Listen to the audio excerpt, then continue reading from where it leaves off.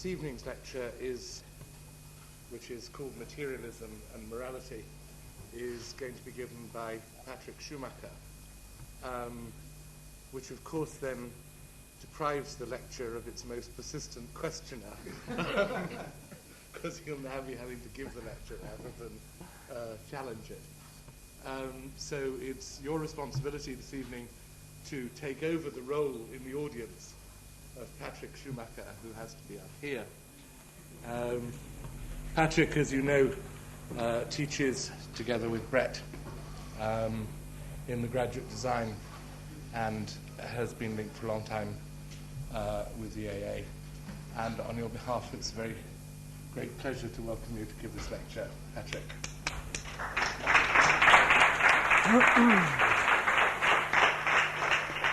Yeah, thanks a lot, Mark. Is it visible or audible? Yeah, okay.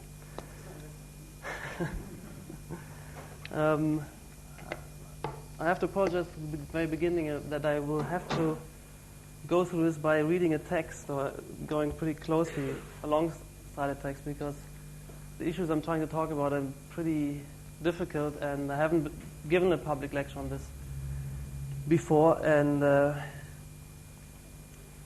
although I know that in some ways or another the content of this very lecture would have required me to do something else, but then again the content of this lecture will also give maybe the means of criticizing why one might feel having to be cautious in operating in certain institutions today. So, but I also feel I'm very grateful that I had this opportunity to talk about a few things which I been thinking about for quite a while, and when I was asked here within the graduate school to speak in this kind of lecture series on ethics, it dawned on me that I should use this opportunity to venture across the limit of a maybe purely academic exposition and, as it were, come out and expose my political and philosophical position to your criticism. In fact, to do anything else at this occasion would have meant a betrayal, and that might be a moral term, which is also, I think, redeemable as a kind of materialist question of project. It would be actually the abandonment of a project I still hope at some day to participate in. Some of you might already have witnessed that I'm operating from a fairly consolidated theoretical position. That is Marxism. And I would also like to call myself a communist. But what can that mean today practically? I'm not an activist, although there are still a number of organized Marxist groups in Britain, and I have been in loose contact with quite a few of them over the last 10 years. But I have chosen to focus on trying to build a career in architecture, professionally as well as academically. But in this process, as it were, I continue to suffer from capitalist class society. Or, to put it more positively, I continue to gather and evaluate experience under the spell of the Marxist hypothesis that there could be another, superior, socio-economic and political regime that would allow me and us, all of us, to engage and collaborate in more democratic and more productive relations. And the dialectic of the moral aspect of this and how it resolves in the kind of scientific material analysis of history is one of the topics which should transpire in the talk. In order to mediate and share here some of the resultant speculations and insights, of this perennial attempt to think through what I am doing, my life experience, my work experience, in terms of how it might be limited by political conditions we all live under. To share some of this insight, I want to pick a series of issues which seem to fit into a lecture on ethics, the arbitrary starting point in a way, or not quite arbitrary, in order to demonstrate how, from a Marxist perspective, every issue and problem can be driven to expose the political barrier to its solution, which I always see because I'm looking for it. And that has been a little bit also the attempt and habit of some of the contributions lately, that I try to see where the political position might lie if one thinks certain agendas and positions through, to the annoyance of, to a certain extent, to the annoyance of some of the people who had to witness that.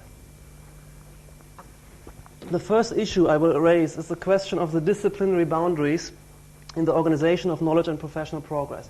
And that's not an arbitrary issue, that's an issue which concerns all of us as knowledge producers and people who, on the one hand, build careers, on the other hand, try to contribute through this to the progress of the profession, at least. One might point out here that that in all professions, disciplines, and specialist knowledges, the most advanced proponents in each discipline, and this is a purely empirical point right now, consistently find themselves rehearsing and potentially challenging philosophy. Philosophy at its best is nothing other, that's my claim, than the attempt to address and work through the general questions of method and purpose which arise in any research or systematic activity. And the notion of purpose is already a kind of political content for me, ultimately. Any innovative and rigorous specialized inquiry or practice will move beyond provisionally useful but ultimately arbitrary disciplinary boundaries and tendentially will have to recuperate, synthesize, and advance the systematic totality of knowledges, experiences, and practices. At that moment, in parentheses, I do link the regressive postmodern ideological abandonment of totalization to the political hegemony of capital in this period. That's addressed to Lyotard and certain figures which have prominence also in this school as an intellectual authority. The very notion of architecture versus mere building seems to call for innovation and theoretical grounding. Great architecture was always innovative building, and what we call architecture, always, since the Renaissance, comes along with theory, most notably since modernism, postmodernism, deconstructivism, etc. That is what we expect from ourselves as ambitious architects and from architecture versus mere building. That it knows what it is doing and that it can make an argument for itself. But such arguments have to reach beyond architecture. Architecture can have no value in itself. That would be fetishism. That means that once you enter architectural theory, you're already on the drift towards deterritorialization of the discipline and totalization, which for me becomes a political concept.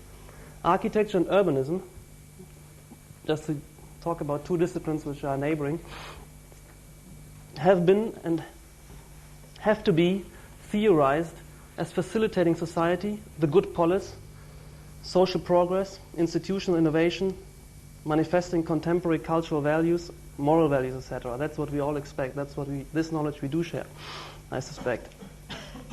All of which obviously transcends the bounds of the expert knowledge required to merely build something. The exercise and transmission of routine operations within the profession are, of course, also part of an architecture school agenda. And such exercise rests comfortably within the discipline's boundaries. That's what the discipline is delimiting, routine operations. The rationality of these operations might safely be taken as corroborated by their pervasive survival and reproduction. When it comes to critique, innovation, and the formation of new practices, and the AA as an academic institution does and should claim such ambitions, a responsible account of these practices has to transcend the disciplinary realm of specialized and professional expertise. In the place of the guarantees of a corroborated standard practice, an anticipatory theoretical speculation is required to ascertain, predict, or at least bracket the effect of new architectural repertoires on the social relations and the life process in general. And this would ultimately require architecture, sociology, business organization, economics, and political theory to be studied in their dialectical relations. And to a certain extent, of course, this institution is up for it, and we try to do this in our graduate school seminars as well. But there are obvious limits to this. And I would say that since capitalism atomizes the relevant decisions, such integrated science has no real audience. Such integration already fails relative to the disciplinary neighbors of architecture and urbanism. That disciplinary boundaries might be useful for routine operations embodying an economy of complexity reduction, but are incompatible with innovation and progress can be seen with regard to the relation between architecture and urbanism. The disciplinary boundary between architecture and urban planning is obstructing innovation in both disciplines, and thus of the rational development of the built environment. There exists, and this is just one example, but close at heart, I guess, for us, They exist as two separately institutionalized practices, arresting each other in mutual deadlock. Whereas urban planning is limiting its options in advance by always already presupposing the same set of building types as given from outside of its domain, like office tower, detached houses, etc., as the basis of its planning strategies, which are then zoning laws, etc. Architecture, in turn, finds its narrow limits in the planner's prescriptions. So each of them takes each other's work for granted and therefore cannot be dialectically resolved into kind of new dialectical relations. The two disciplines hold each other back instead of propelling each other's progress. But to stop at an integrated architecture urbanism would be equally arbitrary. Ultimately, the built environment is only one subsystem of total social material reproduction. Innovative architecture thus requires transdisciplinary theoretical speculation to assess its possibilities and effects and to establish a criterion to identify the new as innovation. Moral questions might arise, and in the last analysis, a political theory seems to be inevitably presupposed. To go back to the separation between architecture and urbanism. This separation of discipline is not a theoretical deficiency, a deficiency that we haven't been able to think that they should be thought together. The politico-economic agents of the respective disciplines are categorically separated politically. Architecture as private, urbanism as state matter. The categorical dichotomy between architecture and urbanism, between house and city, is specific to capitalism, where only the unavoidably collective connecting infrastructure is socialized and democratically planned. All other decisions are privatized and therefore atomized, and not to be brought under the spell of a kind of total discourse between architecture and urbanism in a kind of dialectic. The theoretical quest for a comprehensive science of the built environment faces a political barrier here. And modernism is a good example of that, I would say. The 20s modernism. The revolutionary modernism, or urbanism, of the modern movement was unleashed by the post-First World War social revolutions in Germany and Russia. And inasmuch as it remained unfulfilled, it was limited by the limited and compromised character of the revolution in Germany. And I want to generalize here and make the first political statement, or maybe it's already, I made some. In the last analysis, the solution to any technical problem also involves the political and is up against the political power structure that systematically blocks progress. And this is the rationale behind my attempt to push academic into political discourse. The underlying hypothesis is that more than ever, the technological, organizational, and cultural resources are in place to construct a higher, more democratic, and more productive form of socio-economic and political organization beyond capitalist class society and imperialism. And this is the underlying rhythm of this lecture, which will recursively drive the issue it engages towards a totalizing political statement. I want to go back now and rehearse materialism, as it were, in practice, where I try to recuperate from a materialist perspective a history of styles, aesthetic categories, and then come to kind of ethics categories, or ethical categories. Architecture is usually seen to be concerned with aesthetics rather than ethics. Some remarks on the relationship of ethics and aesthetics might therefore seem appropriate here. Ancient Greek philosophy is said to having naively identified the good and the beautiful. And Kant seems to be strictly setting them apart. And we all know the bad conscience that comes with the indulgence in pure aesthetics and the pursuit of the beautiful. Earlier this year, I gave a short paper on what I titled The Dialectic of the Aesthetic and the Pragmatic. The paper contains what I would call a Marxist, that is a materialist analysis of aesthetic regimes, an analysis which I would like to extend here also to moral regimes in the course of that lecture. I quote from my paper, which I delivered at the 150th anniversary Datascape symposium. Within a consistently materialist outlook, aesthetic regimes have to be analyzed as sublimations of an underlying performativity. At the root of any style or typology, which goes beyond the drawing board and effectively shapes the built environment, lies an economic, and I might add here maybe moral rationality. The aesthetic judgment of cities and buildings is rational inasmuch as it operates as an immediate intuitive appreciation of performativity, short-circuiting first-hand comparative experience or extended analysis. Aesthetic judgment thus represents an economical substitute for experience. It depends on a tradition that disseminates accumulated experience via extrinsic and dogmatic rules. This dogmatism is a virtue as well as the limit of aesthetically condensed intelligence. And there's a certain economy in that ability to intuitively operate with dogmas, as it were, receive dogmas. But the underlying, in a historical analysis, there's an underlying kind of economic rationale which has to be brought to fore in the analysis. For instance, the Vitruvian or Palladian regime of proportions represents a condensation of accumulated building experience, allowing for the blind design of sound stone structures. In the automatic design, that's the rules you've learned. The classical orders are regulating column height to width ratios, spans, foundations, minimum roof angles for drainage, etc. The Palladian rules concerning room proportions guarantee certain standards of daylighting and air volume. Any such rule system embodies an economy of performance as well as an economy of design effort. Those regimes participate in a dogmatized science of building. Science in inverted commas, of course.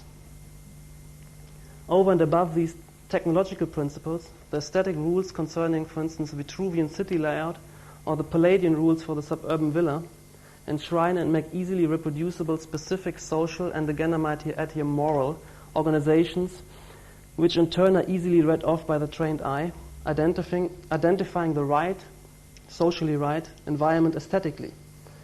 With the development of modern society and the availability of new building technologies, reinforced concrete, etc., and new social institutions, the classical aesthetic regime lost its rationality and became a fetter upon the further development of the built environment.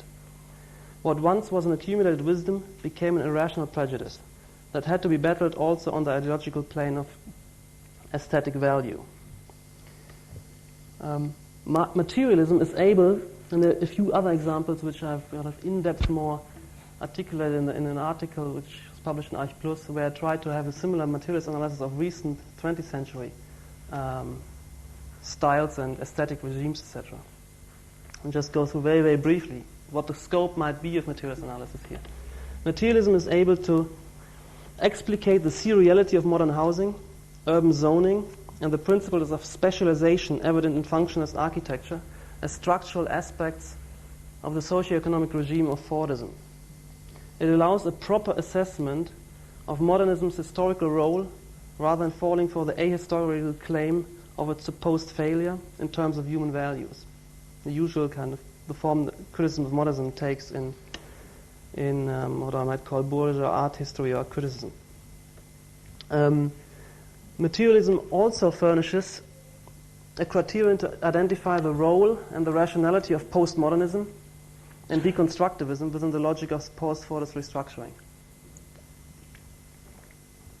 The recent return, and another example of criticism which one could lever from that perspective, the recent return to minimalism in architecture seems to be a rearguard move as it clings to precisely those formal orders that the logic of socio-economic institutional development has identified as its incarcerating fetters.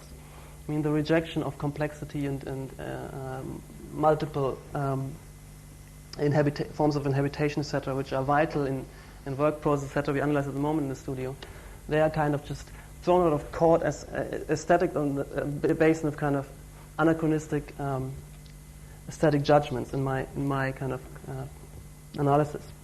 The purist now, in a period of crisis and intensified restructuring, such conservative aesthetic investment, like the minimalist, is bound to decline into a stance of defensiveness and self-victimization, which is, I think, very well known in architecture. This kind of stance is a perennial one taken by the profession.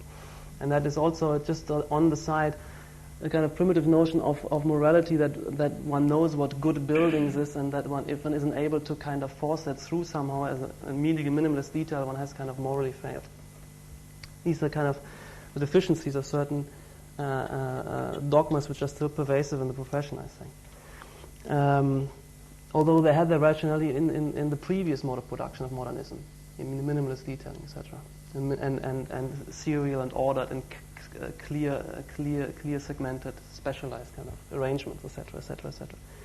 So under capitalism, the purest sensibility will suffer and reject all that which comes operational, vibrant, and vital in the current transformations. Under capitalism, productive relations are still progressing, although far less than what is possible beyond this political barrier. And the new spatialities of folding, which seem to share a vocabulary with the latest drift in productive relations, point in many ways beyond class society. De-hierarchization, deterritorialization, field space, nonlinear and open networks, etc. These remarks are supposed to demonstrate how materialism offers a criterion to make a position relative to various current architectural trends. And this is also the thing which we try to do in the graduate school in this year's project, identify the logic of post-Fordist development and trying to understand its spatial implications. And there's still the sense, and that has to be clear, it's maybe not clear to everybody, from a Marxist perspective, capitalism has been playing a progressive role. There's still progress, and within its kind of corrupt, and ultimately by now I think to be superseded logic, there's still progress going on, productive progress, technological progress, and there are progressive elements one can align oneself to work with and will be recuperable also on a higher mode of socioeconomic organization. And I see this, paradoxically, a lot of this taking place in, or not paradoxically, at the core, as always, in the development of the material force of production in terms of work organization, corporate restructuring is therefore the thing we're looking at. And there are certain progressive currencies in the debate, particularly on the theoretical side, where the gurus kind of proclaim new corporate cultures, which recuperate a lot of even post-structuralist philosophy and left rhetoric, as it were, and that's what we'll be looking at. So, okay, but I'll go back to the main text. So what I'm suggesting here is that aesthetic judgment might be reconstructed and redeemed as an intuitive appreciation of the vital and productive. And very good in this respect is also Tafuri's analysis of various transitions in the history of styles on the side. On another level, I want to give an example. The beauty of Mee's Crown Hall or Falling Water might seem to be resting with the fantasies and anticipations we project onto the space. Its suggestiveness for the wonderful encounters, productive collaborations, and forms of human association those spaces allow us to envisage. Here such intuitions also seem to take on what one might call moral overtones. But we have to go beyond this edifying moment into the rather less comfortable territory to find out what stands in the way of those beautiful ethical anticipations. So I see that it will transpire that there are lots of moral sentiments around, and there is a kind of criterion of trying to analyze to which kind of political, sociological, and part of production these are aligned. And there's a kind of criterion of this where one could distinguish regressive, progressive, etc. Sentiments. And there's also something, which I would call a progressive moral sentiment. If aesthetic sentiments can be recuperated as moral sentiment itself cannot be taken as God-given, but needs to be rationalized and recuperated within a pragmatist or rather materialist framework. This way I could rewrite my paper on the dialectic of aesthetics and pragmatics, and would read like this: within a consistently materialist outlook, moral regimes have to be analyzed as sublimations of an underlying performativity. The moral judgment is rational inasmuch as it operates as an immediate and intuitive appreciation of social performativity, short-circuiting first-hand comparative experience or extended analysis. Moral judgment thus represents an economical substitute for historical experience or the condensation of it. It depends on a tradition that disseminates accumulated experience via extrinsic and dogmatic rules. This dogmatism is a virtue as well as the limit of pragmatic intelligence condensed into ethics. With the development of society and the availability of new technologies and organizational patterns, the classical moral regime lost its rationality and became a fetter upon the further development of the overall forces of production. What once was an accumulated wisdom became an irrational prejudice that had to be battled also on the ideological plane of moral value. So it's a kind of parallel discourse where we would talk about static as well as moral prejudice, which have to be assessed in terms of a materialist science of history, ultimately.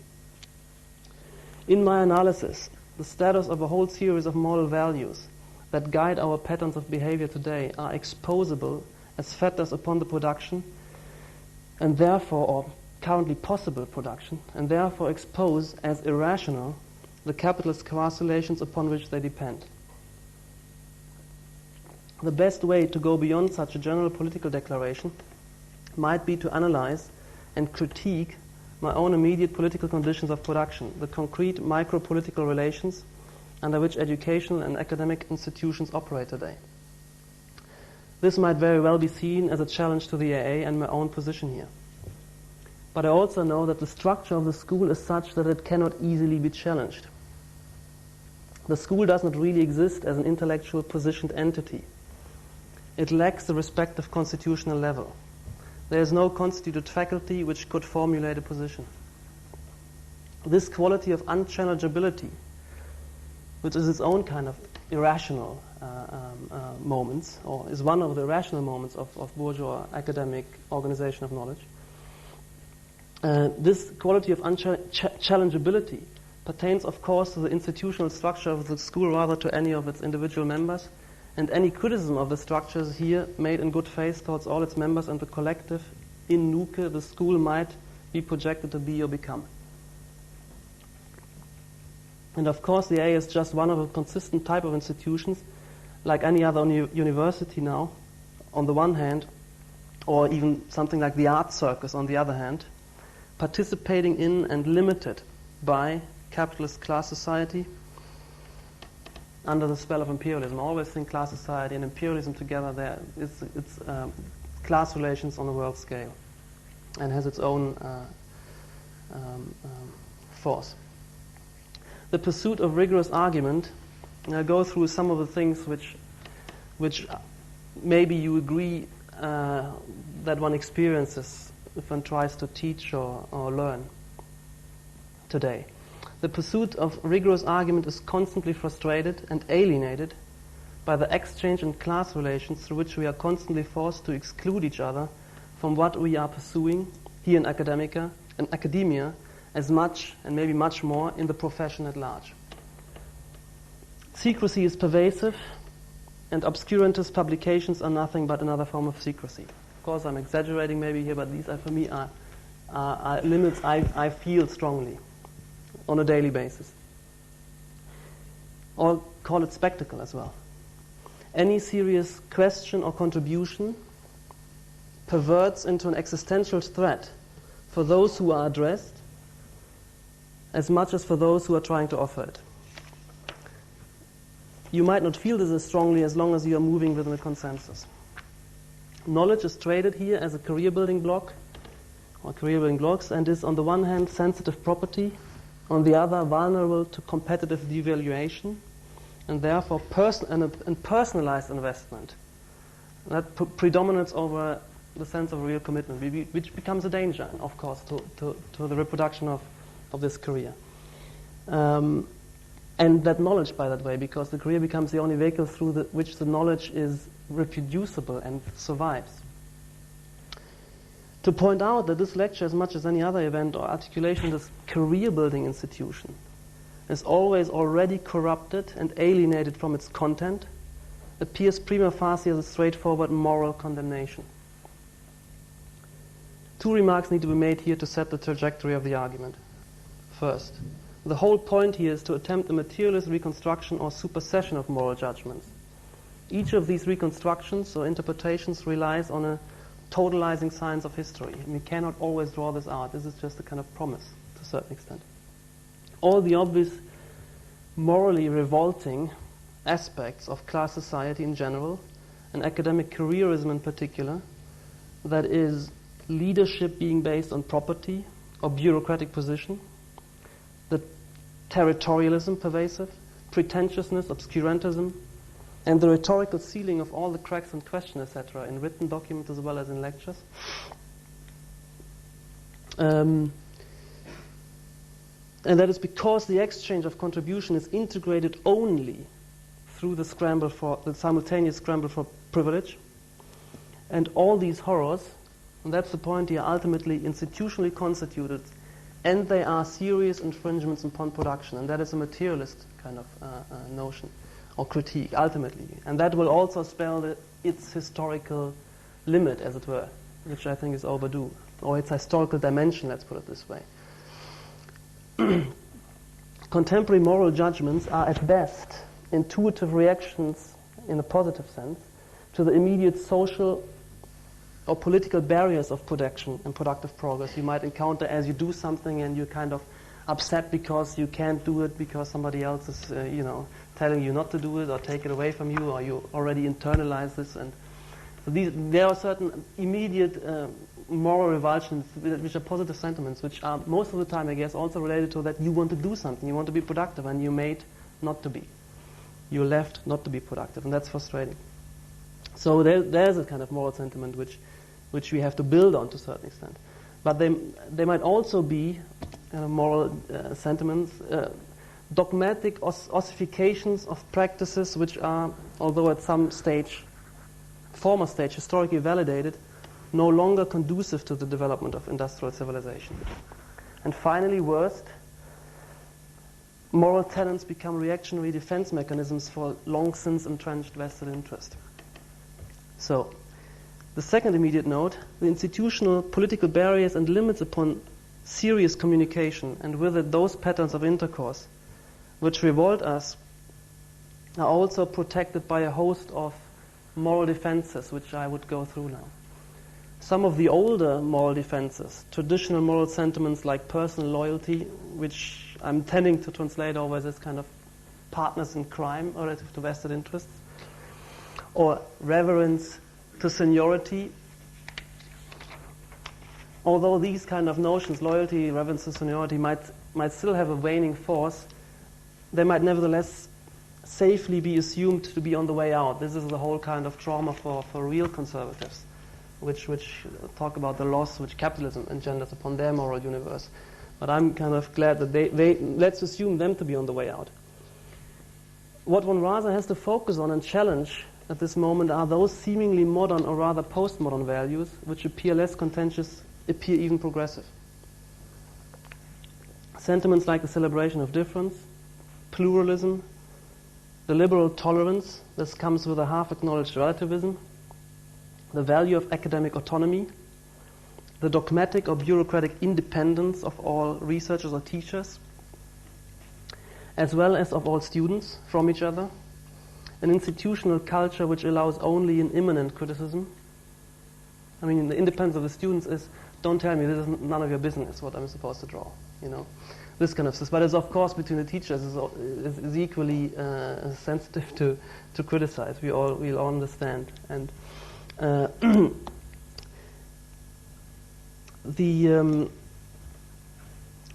pluralism, the liberal tolerance, the value of academic autonomy, the independence of all teachers, the rejection of substantial leadership, the fetishization of individuality and the so-called personal, intellectual, artistic interests, the fetishistic respect for authorship, and the forced invisibility of anonymous collective work, etc. All these wonderful moral values, again, pluralism, tolerance, autonomy, independence, individuality. And I have to make a bit kind of a relativation. While participating in the contradictory fusion of progressive post-Fordism and regressive neoliberalism, and I can't go into this now in detail. And of course, and that's important, but having to be defended against any looming authoritarianism from above, any critique from kind of older traditions. Nevertheless, they have to be criticized, in my terms, from below, that is, from the vantage point of a radicalized notion of democracy, a notion of democracy that does respect the wholly arbitrary and crippling definition of a public versus a private domain, as little as the equally arbitrary and increasingly ineffectual national definition of the public as the unit of societal self-determination. So you see two absolutely arbitrary limits upon democratic discourse. A massive private realm, which includes heads of corporations doing infinitely relevant decisions, as well as the public only defined through on a national level, and nothing else is counted. Everything is always in the political realm a national interest. These need to be challenged. So both these limits of the public democratic domain need to be challenged in their respective moral cloak, and that comes along quite strongly, respect for privacy and patriotism, private, that is, and national self-determination. Those dogmas remain amongst the most powerful ideological bulwarks of class society and imperialism. Okay. But it seems, again, I'm jumping to conclusions too quickly, and I introduce notions or an agenda which can no longer be taken for granted today as being self-evident. And it's also striking for me that a lot of what I've been saying would have been seemed to be self-evident in the 70s, looking back at a lot of the literature and the hegemony of Marxism in academic discourse. But therefore, let me go back, as it were, and build my argument by picking up the question of morality from where bourgeois politics and academic discourse has left it.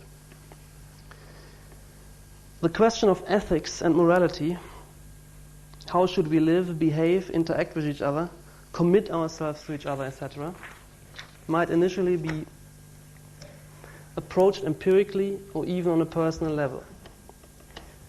It seems as if through the further questioning of what one finds historically or empirically, or even through one's personal dilemmas, one sooner or later feels compelled to enter what one might be inclined to call the plane of philosophical reflection. But for most of us, this is tricky territory, and it seems as if one would have to rest with ultimately unaccountable stipulations or beliefs. And that has to be challenged also. That's how I feel, that's who I am. And this is indeed what a considerable part of the Anglo-Saxon philosophical tradition, even in the 20th century, settled for. Or particularly in the 20th century, actually. Morality and ultimate values are to a large extent seen to be outside the domain of rational inquiry and critique. A position which, by the way, rests comfortably with an increasingly privatizing society. This wholly agnostic and defeatist stance results theoretically from the narrow conception and artificial isolation of the issue and discipline of moral philosophy. From this perspective, one might start to distinguish the various modes of philosophical analysis in respect to the scope of phenomena that would enter the analysis of morality. A lot of the latter-day Oxford philosophy on ethics starts and concludes with nothing more than the analysis of language use. Some moral philosophies would include references to biology or psychology, or the psychology of everyday life. Some include a certain degree of historical reflection, or abstract reflections, very abstract, about the liberal democratic state.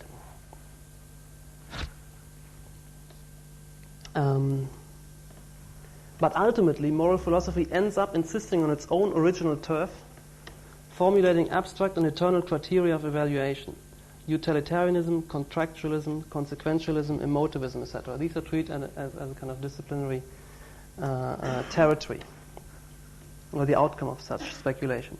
According to my previous definition, this is philosophy only by name, a closure of discipline which itself can be brought to task only through a totalizing philosophy like Marxism. And to a large extent, I think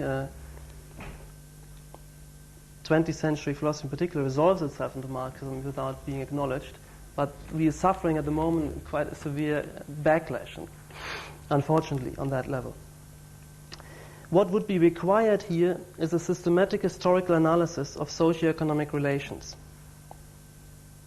But within bourgeois academia, such an inquiry is consigned to another department, which in turn, as it touches on moral issues from within its own trajectory, receives abstract and eternal moral truth as bulwark against the radical thrust of its own rationality. That's the way, for instance, economics and moral discourse lock each other into the conservative taking for granted of capitalist systems of relations, in my analysis. This kind of constriction of reflection to a circumscribed area of supposed relevance and expertise achieves a conservative mutual deadlock. This is a general hallmark of bourgeois academic discourse. But nowhere is the irrationality of these constrictions more evident than concerning the fundamental questions of ethics. How to relate to each other, that is, how to organize our materially independent lives. But that's not the way they see that. They think they can isolate a kind of moral truth. Ahistorically, apolitically. What bourgeois philosophy seems to be lacking is even the inkling that what is required to answer this question is nothing short of a totalizing science of economic history that reflects and reconstructs moral categories and cultural patterns in respect to the evolving conditions of total social material reproduction on a world scale. As witnessed here in this lecture series 3 weeks ago, and I refer to Chantal Mouffe, bourgeois academia, and I include her now in it, although she has been proposed herself as a radical left, being on the kind of radical left 10 years ago.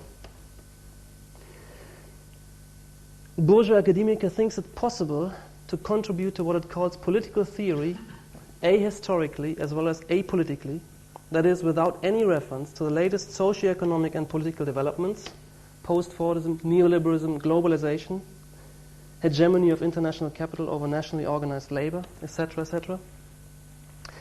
Nothing of the kind was referred to, and refusing to draw conclusions of any kind in the form of a political position, and thus leaving all its terms forever indeterminate and undecisive.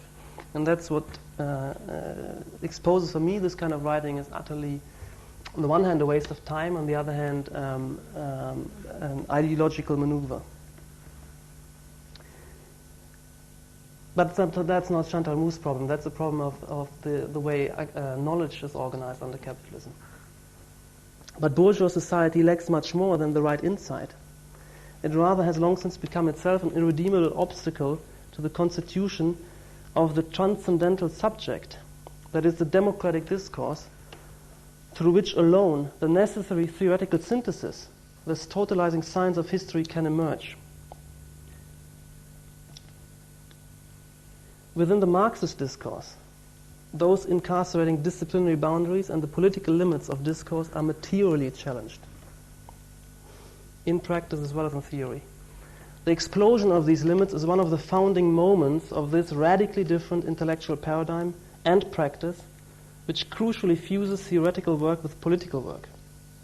The vitality and intellectual breakthrough of this paradigm, into which philosophical reflection is transposed and brought to task, depends inalienably on its alignment and synthesis with a new political force, the global industrial working class, and the hypothesis and promise of international communism. Marx and Engels elaborate the crucial breakthrough towards the science of history in the process of and through their involvement with the organization of the First International and later the Second International, and as well as the Social Democratic Party, and their insights could not have come to maturity outside of this engagement.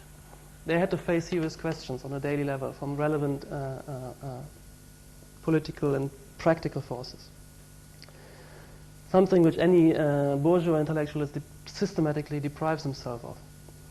Once stated, it is for me irresistible and self-evident that philosophy and science can only fulfill their ambition through an alignment with the forces of resistance from the very bottom of society, which due to their very position are bound to constitute themselves democratically and can only proliferate through universalizing movement. This is the inherent democracy of the labor movement, comes from this logic. Its kind of selection criterion on proliferation is its permanent universalizing and democratizing. thrust and not the initial intelligence of the worker, of course. It's a structural logic which is inherently progressive and democratic and can only come from below. What transpires here, despite all the impurities and contradictions that might beset any concrete struggle, is something that indeed was already demonstrated by the dynamic of 18th century Enlightenment. The irresistible epistemological thrust of what Lenin calls the universal class. And the bourgeoisie, for a moment of transition of a sentence, was that universal class, universalizing, proliferated through universalization.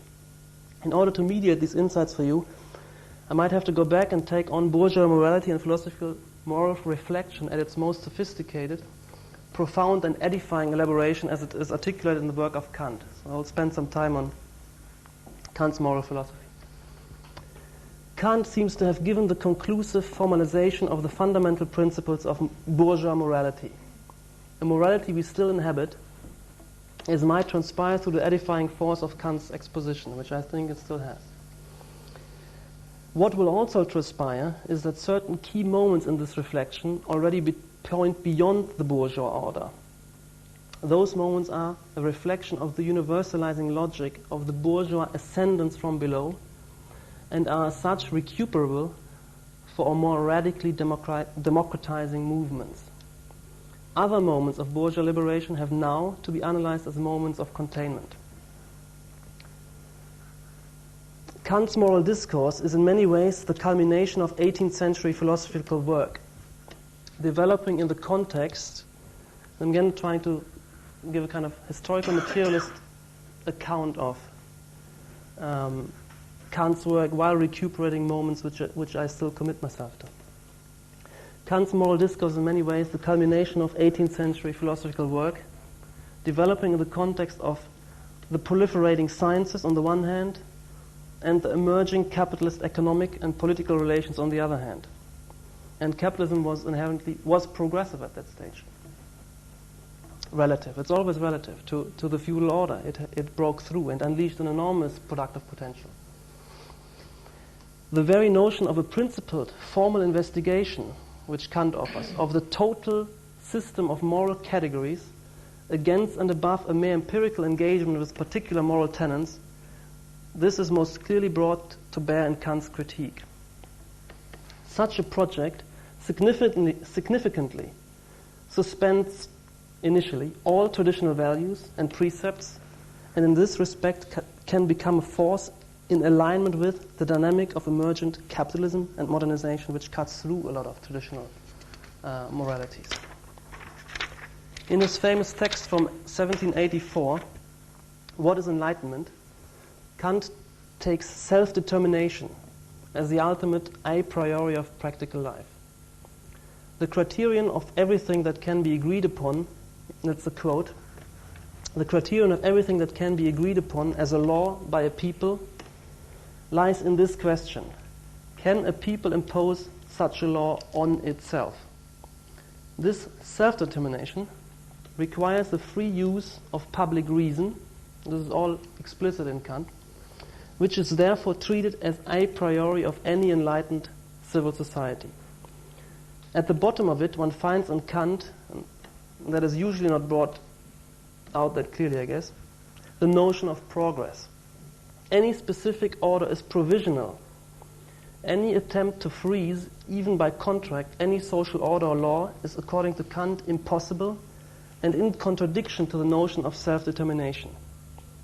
I quote again, such a contract whose intention is to preclude forever, and what he's describing is in a way something which we all inhabit, eternalized constitutions. Anybody criticizing, regarded and hounded down as an enemy of the Constitution, whether it's America, particularly in Germany. It's interesting to in this respect, to read that quote of Kant. Such a contract, whose intention is to preclude forever all further enlightenment of the human race, is absolutely null and void, even if it would be ratified by parliaments. One age cannot bind itself and thus conspire to place the succeeding one in a condition whereby it would be impossible for the later age to expand its knowledge. That would be a crime against human nature, whose essential destiny lies precisely in such progress. Subsequent generations are thus completely justified in dismissing such agreements as unauthorized and criminal. A radical reading of Kant would construct from this a commitment to permanent revolution, whereby the only dogma would be the insistence of absolute anti-dogmatism. The only categorical constitutional prerogative would be defined through the constitutional conditions of further progress. The protection of unrestricted public reason. The only exclusion from its universalizing thrust would be the exclusion of the excluders. The only limit of freedom is the logic of freedom itself. And we'll get later to explicate what that logic implies. In the following, I want to trace how this enlightenment, as bourgeois enlightenment, turns into its opposite. The radical character of the bourgeoisie pertains only to its movement from below. But this movement soon becomes contradictory, inasmuch as it, while still moving forward against the feudal order and the aristocracy, already engages in a rearguard movement of containing the lower orders in the very process, or soon after. This rearguard aspect becomes more pronounced as the bourgeoisie consolidates its power, also through striking a deal and compromise with sections of the aristocracy. But let me try to rehearse and historically interpret in detail the logic of morality which Kant articulates at this historical juncture. I will reverse the order of Kant's presentation in the groundwork of the metaphysics of morals, very much to be recommended, and start with what he ends with, namely freedom and free will as the most fundamental promise of morality, or premise, sorry. Before elaborating Kant's notion, I want to pose Marx's reminder to remain in the back of our minds that the freedom the bourgeoisie stands for has also an economic rationale. The freedom of labor from the feudal bond to become freely hireable and fireable, the freedom to choose one's profession, the freedom to buy or sell anything including land, free markets and free trade. In a formulation closest to Kant's discourse, one would say the freedom to engage freely in relations by contract. And this freedom is progressive. At a certain stage, it becomes regressive and an obstacle for further democratization. In the name, which is then called the freedom to privately engage in massive operations. In the groundwork, or nationally in devastating operations. In the groundwork, Kant analyzes the network of related terms: freedom, morality, autonomy, universality, and reciprocity, as dependent upon each other, as each other's necessary presupposition. Some of Kant's reconstructions seem prima facie counterintuitive. But I would second his claim that he adds nothing that is not already implicit within ordinary modern moral judgment. Freedom, he claims, exists only within and through the rational self-subjection to a self-imposed universal moral maxim or law. Freedom is the very opposite of that state where we do as we please and fancy. Freedom of the will can only exist where we are free from empirical and contingent moods, inclinations and desires. I quote Kant, "It is just this freedom from dependence on interested motives, for otherwise we would have to be regarded as subject only to the law of nature, the law of our own needs." I would emphasize the thing of being compelled by vested special interests, which is the kind of limit of freedom. Any need you are able to universalize is by that very notion you're no longer shackled by. The free act is thus the act which demonstrates the resistance to natural determination through rational volition. That is his position. It is clear that the criterion of such conduct can only be absolute selflessness, and thus points towards the necessary moral dimension of freedom. only if I determine my will and action on the basis of a universal moral law which is essentially defined through the exclusion of any personal or special interest can I be sure that my actions are free.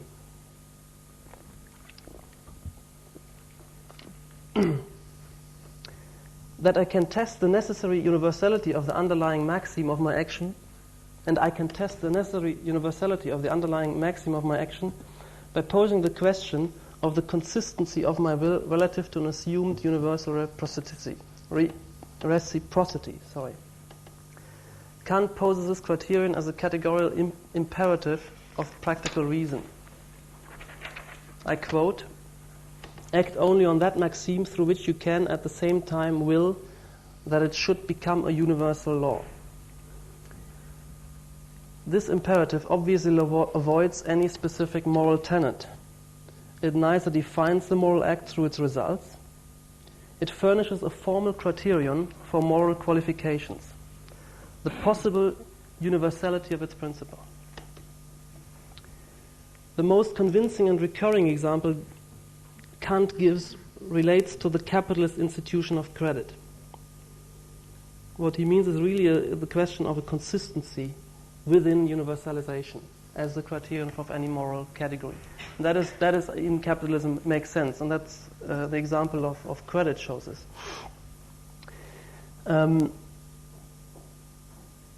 He demonstrates that any maxim that would allow me in moments of existential need to resort to the borrowing of money without the full ability and commitment to the promise of paying back is self-contradictory, since such an allowance, if universalized, would dissolve the very institution of borrowing I want to rely on. And I quote, "It would make promising and the very purpose of promising itself impossible, since no one would believe he was being promised anything, but laugh at the utterances of this kind as empty shams." Abstract universality is the form social rules of intercourse have to take in the anonymous mass society of capitalism. Personal relations no longer stretch far enough. In this light, one might read the following statement, which relates morality to abstract rational beings and excludes reference to any notion of allegiance to specific human, cultural, or national qualities of character. I quote, "The practically good is that which determines the will by concepts of reason, and therefore not by subjective causes, but objectively, that is on the grounds valid for every rational being as such."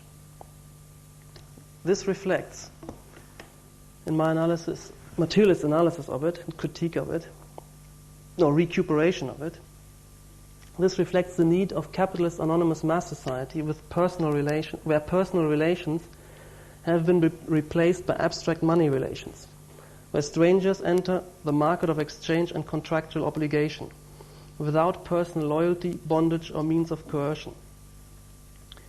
The universality of bourgeois morality depends historically on the universality of money relations superseding feudal loyalty. The freedom presupposed, and therefore it doesn't make sense to stick to feudal to loyalty as the operative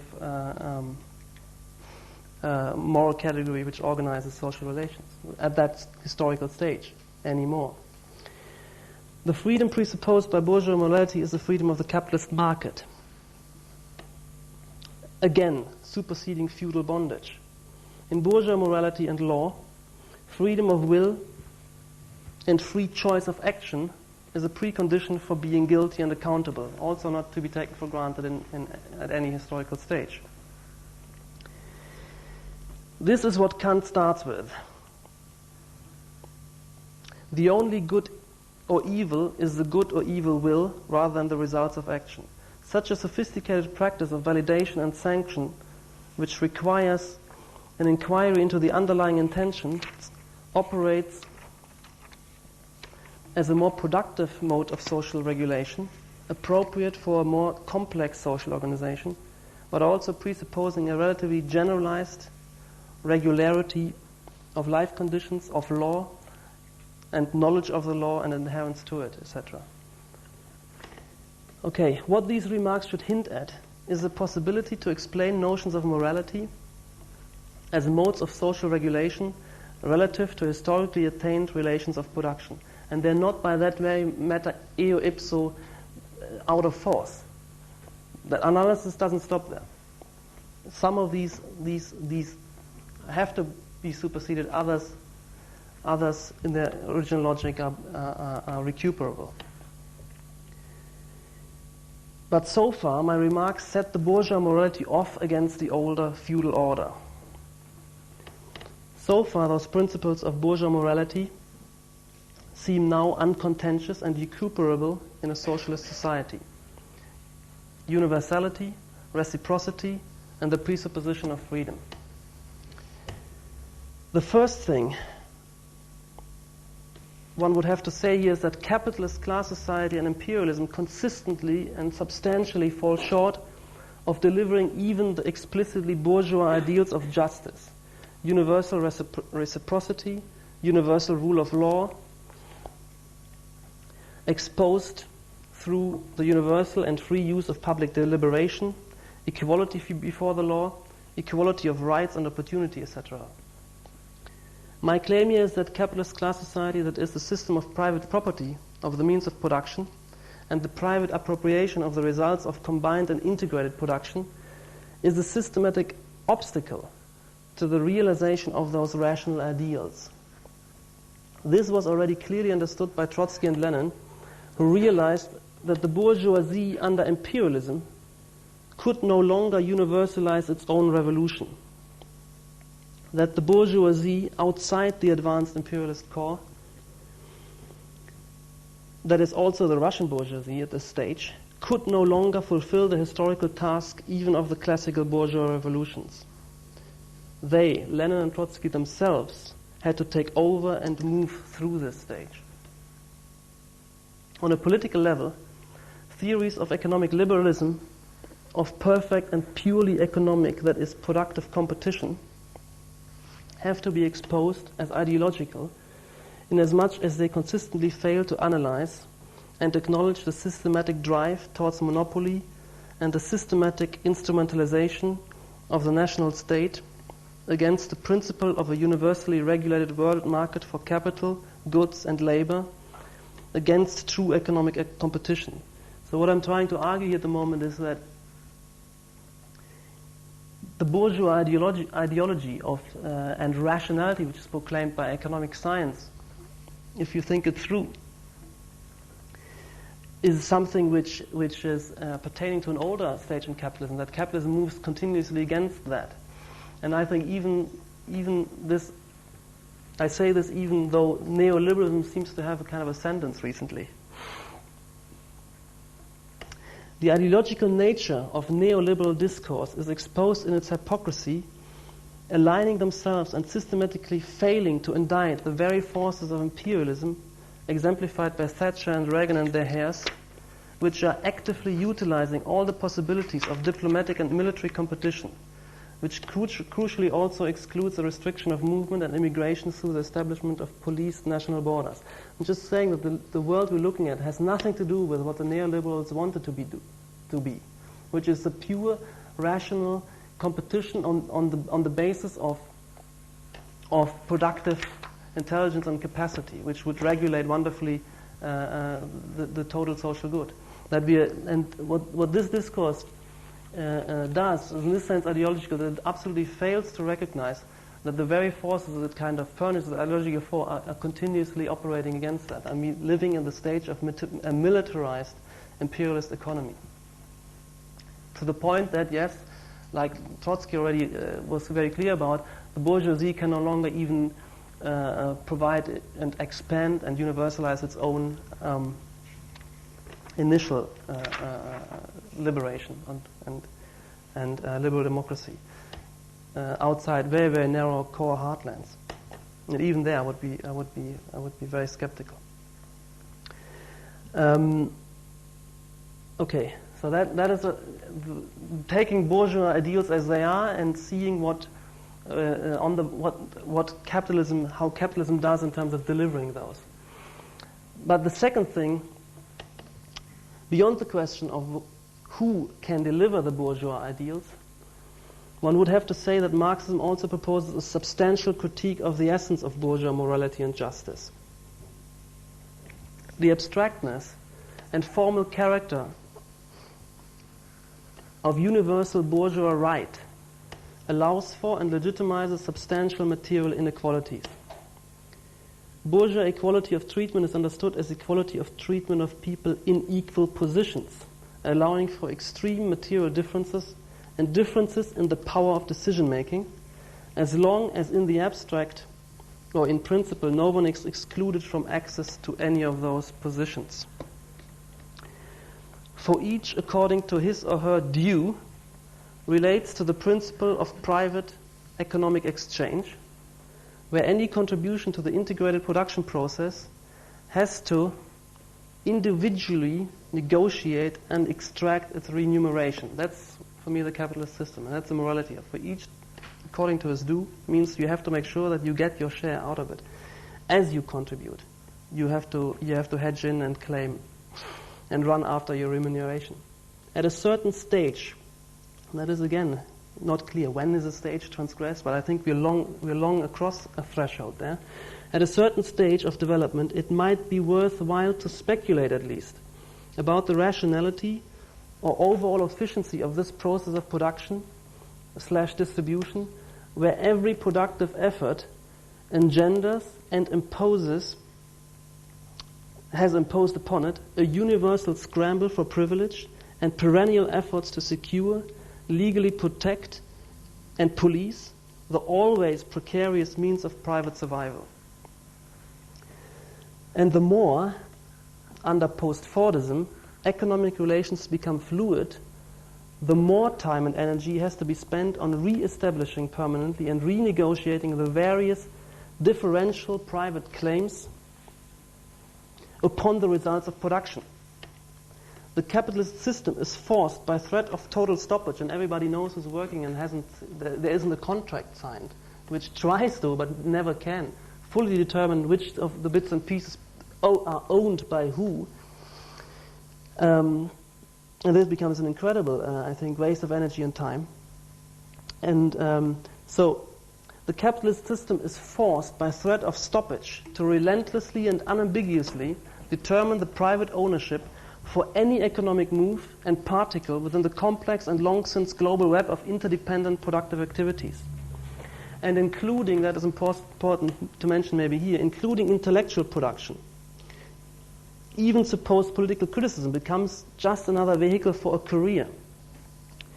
The reproduction of a career within a power-infested system becomes the external validation and selection criterion directing and perverting discourse under the spell of capitalism.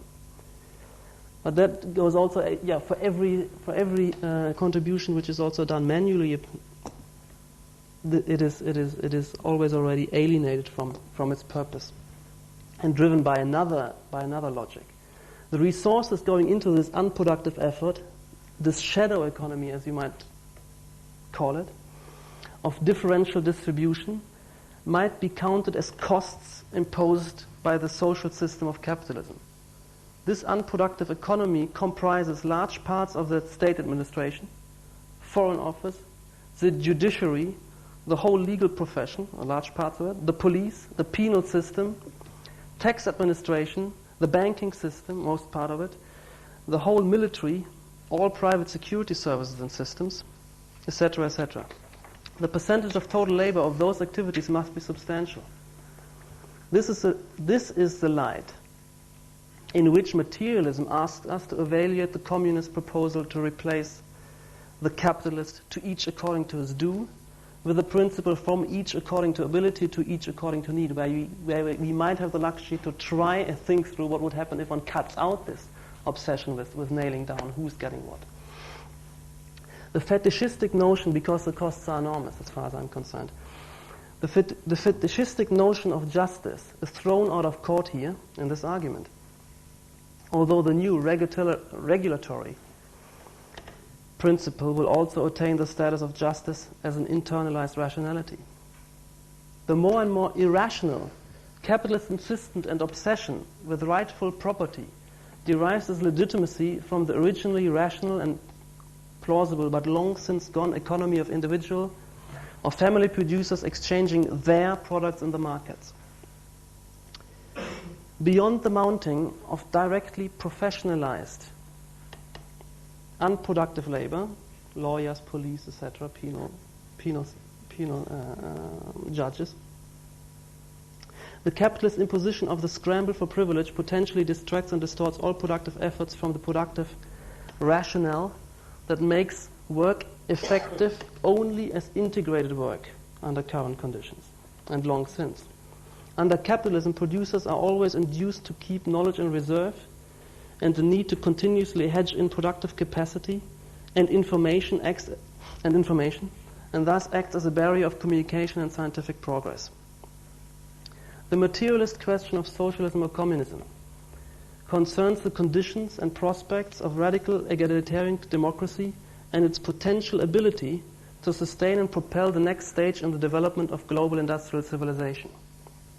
And to pose this question, ultimately on the level of the world economic system, is not hubris, but the inevitable and really real context for any practical reflection. And that's why I find George Fiore's seminar extremely important in this school. And you should all take the benefit of joining. In the last section, there's just one last kind of turn of the argument, which brings us close to epistemological questions. In the last section of the lecture, I want to make the distinction between historically arguable and materialistically questionable moralities, which we've gone through quite a few, and the always already practical, and if you like, the moral, or I prefer the political principle, which is the precondition and implicit presupposition of materialism or Marxism, and cannot be questioned within Marxist discourse, or any other discourse for that matter.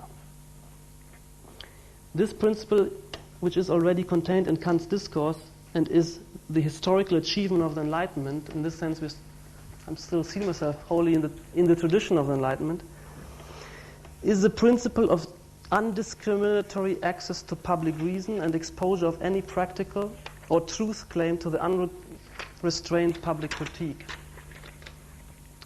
The principle reflects and poses the practical and political condition of the very institution of discourse and science. That is the essence of discourse ethics of Habermas and Carlotto Apel, which was the central target of Chantal Mouffe's critique here 3 weeks ago. However much the ideological abuses of this approach, which also exist, might merit critique, Chantal Mouffe failed to allow us to understand the more fundamental thrust of this insight, which for me becomes one more and maybe the fundamental element of the necessary and urgent critique of capitalism. The very institution of science and rationality already embodies and implies a whole series of historically achieved and battled for moral positions. The rejection, that's first, of authority and hierarchy in the establishment of truth and knowledge, but more and more of our production is just about that. Research, innovation, truth and knowledge, and becomes an ever more barrier. And that's why the corporations understand that and experiment with single status, no hierarchy, but continuously run against the limit imposed by the need to privately appropriate in the end, finally, and reserve the right of unquestioned decision. So that's the first. The non-discriminatory and universal access to discourse, which is embodied in the scientific requirement of universal reproducibility of a scientific effect, and is preconditioned to enter as a precondition of any effect or knowledge, piece of knowledge, to enter the body of scientific knowledge. Everybody who knows methodology, the reproducibility is the criterion, and it obviously relies on universal access to testing. The absence of involvement of any vested or special interest in the scientific inquiry. Any suspicion here suspends the results of any inquiry until impartial procedures are ensured. The philosophical distinction between questions of fact and value stops here, where the very institution of fact establishing relies and presupposes a democratic politics, which drives us to communism ultimately. Any suspicion of power relations existing between participants of a discussion a priori devalues and annuls any outcome of the discussion, and I'm sure we would all agree with that. That's the way we would assess truth values. Even those in power would not know if their argument really is valid or just succeeds through intimidation. Under such conditions, nobody gains knowledge. This is, by the way, a serious problem for corporate as well as bourgeois academic rationality, where power presides and the necessary drift has been towards de-hierarchization and democratization, as well in universities, but always compromised by what is possible under the capitalist class system, which exposes it one more time as an inherent obstacle to science and progress.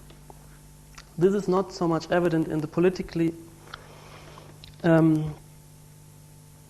uncontentious natural sciences, but all the more obvious in the social sciences of psychology, history, economics, and politics. And I think that in terms of technological and civilizatory progress, the political discourse is much more urgent. Also, for me, becomes very clear in George's class, much more urgent than what we have to gain for. We have to gain much more to make progress here than what we might be able to gain in the next level of technology, because we just had a massive technological revolution, the microelectronic revolution, but coupled with the kind of very, very much contained and conservative political regime under which this is happening. And in my argument, a big contradiction is building up here.